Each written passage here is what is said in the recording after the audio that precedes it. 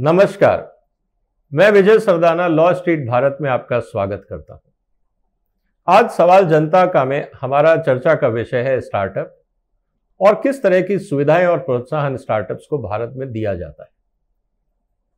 आज हम चर्चा कर रहे हैं एक इतने बड़े बाजार की जिसकी आबादी 140 करोड़ के आसपास है, जहां पे करीब 6.5 लाख गांव हैं, 2000 से ज्यादा शहर हैं।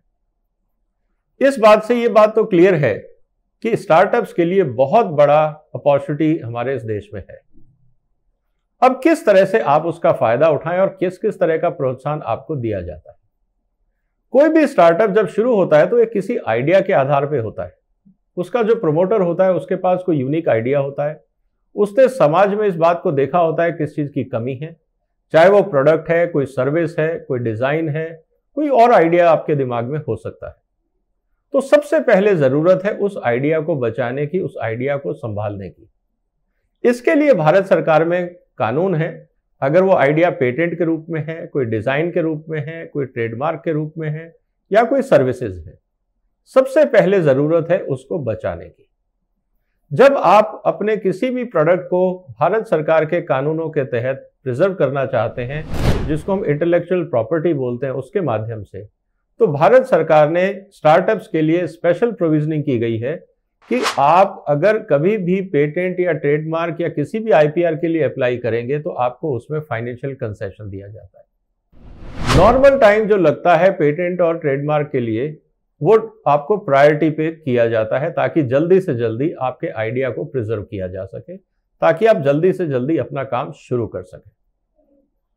दूसरा सबसे बड़ा स्टार्टअप्स के दिमाग में बात आती है कि हम तो नई कंपनी हैं, हमें बाजार कौन देगा, हमें किस तरह का बाजार मिलेगा, हम बड़ी कंपनियों के साथ कॉम्पीट तो नहीं करेंगे।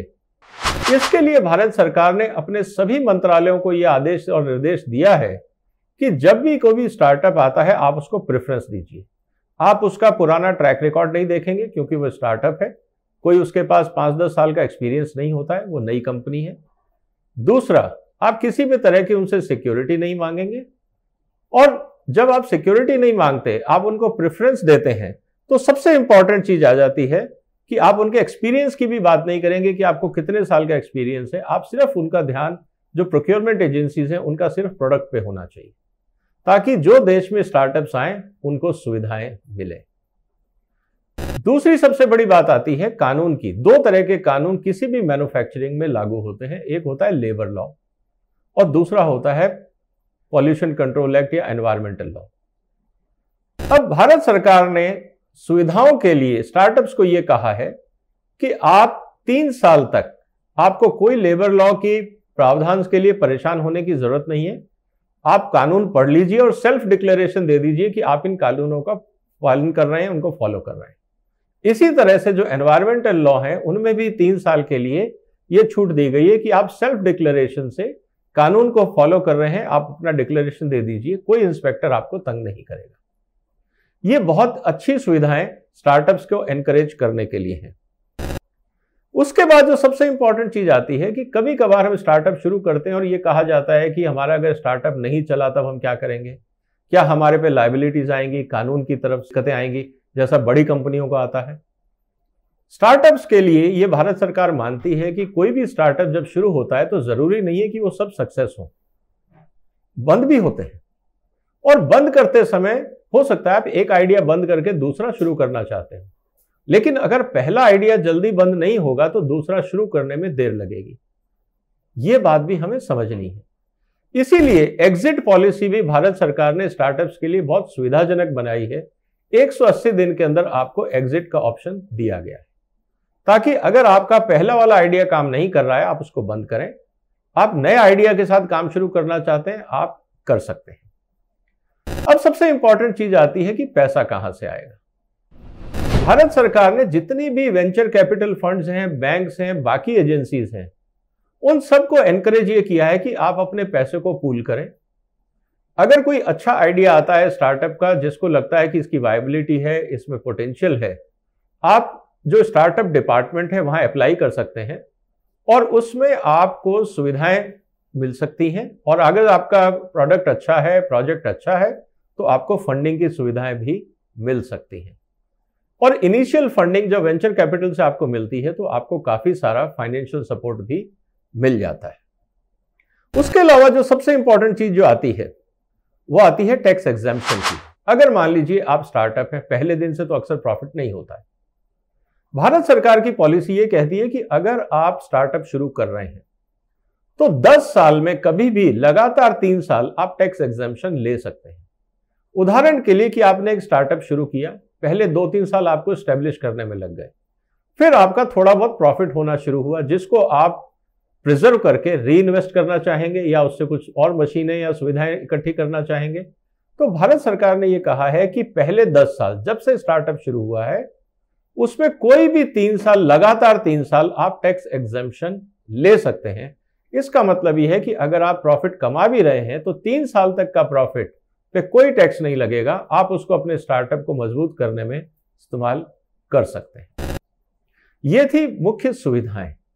अब बात यह आती है कि आपका जो स्टार्टअप है वो किस सेक्टर में है, आपको उस सेक्टर के बारे में जानना है, आपको उस मार्केट को समझना होगा। उस सेक्टर में बहुत सारे टेक्नोलॉजिकल चेंजेस आ रहे हैं। हमारा निवेदन आपसे यही रहेगा कि जिस सेक्टर में आप जाना चाहते हैं उस सेक्टर को भी समझें। जो अभी तक हमने आपको सुविधाएं बताई वो एक जनरल सुविधा है जो हर स्टार्टअप के लिए है, लेकिन अगर आप किसी टॉयज इंडस्ट्री में जाना चाहते हैं, कोई आप प्लास्टिक इंडस्ट्री से रिलेटेड हैं, आप कोई फूड सर्विस इंडस्ट्री से रिलेटेड हैं, या आप किसी और चीज में हैं, मैकेनिक्स में हैं, ऑटोमोबाइल्स में हैं, जहां भी आप जाना चाहते हैं उस सेक्टर के कानूनों को भी पढ़ें, क्योंकि उस सेक्टर से संबंधित जो कानून है वो उस सेक्टर के कानूनों में लिखे गए हैं। वहां पे गाइडलाइंस दी गई हैं कि आपको क्या अधिकार है, क्या नहीं है, या किस तरह के डिजाइन प्रिकॉशंस आपको लेने हैं, किस तरह के सेफ्टी फीचर्स आपको अपने प्रोडक्ट में बिल्ड करने होंगे, और बहुत सारी सुविधाएं हैं। उसके साथ साथ भारत सरकार में बाकी कानून है, जैसे BIS की गाइडलाइंस हैं, स्टैंडर्ड्स हैं, उनको आप जरूर पढ़ें जो आपके सेक्टर से संबंधित है। इससे आपको यह पता लगेगा कि जो आपका आइडिया है उसको और कहां पे रिफाइन करने की जरूरत है ताकि आप अच्छा प्रोडक्ट लेके बाजार में आए।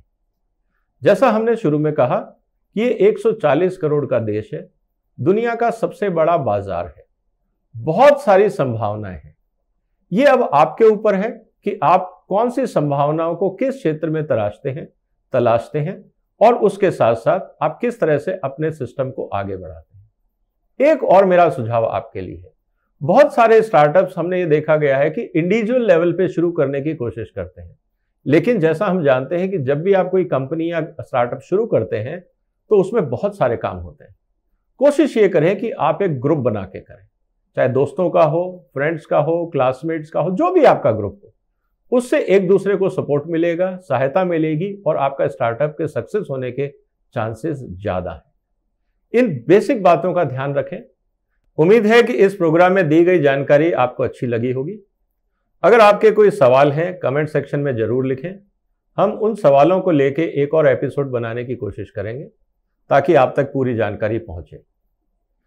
आपको अगर प्रोग्राम अच्छा लगा आप इस चैनल को सब्सक्राइब करें, दोस्तों के साथ शेयर करें ताकि आप तक अच्छी जानकारी पहुंचती रहे। आपने वक्त निकाला, इसके लिए आपका बहुत बहुत धन्यवाद।